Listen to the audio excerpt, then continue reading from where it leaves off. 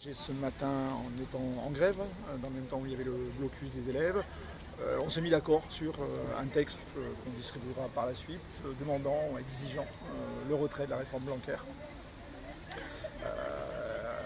En insistant sur deux choses, il y a 1000 choses à dire, mais il y en a deux qui nous frappent particulièrement.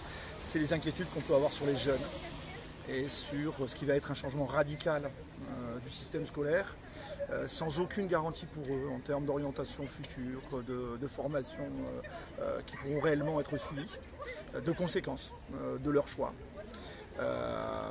Ce qui nous apparaît de plus en plus, c'est que cette réforme, sa première vocation, c'est visiblement de réduire les postes, puisqu'on annonce 2650 suppressions de postes, en sachant que c'est entre 30 000 et 40 000 jeunes qu'on aura en plus l'année prochaine. L'arithmétique, elle est compliquée. Et ce qui nous amène à cette conclusion, c'est aussi le fait que cette réforme se fait dans une précipitation, dans une absence de concertation que nous n'avons jamais vue. On est quelques-uns à avoir vécu quelques réformes, mais ce rythme-là, ce calendrier-là, avec ces ambitions qui sont extrêmement fortes, jamais vu, incroyable. Donc on est tous assez inquiets et assez étonnés de tout ça. Inquiétude pour les jeunes, mais aussi inquiétude pour nous, on est des travailleurs à part entière. Inquiétude pour nos conditions de travail.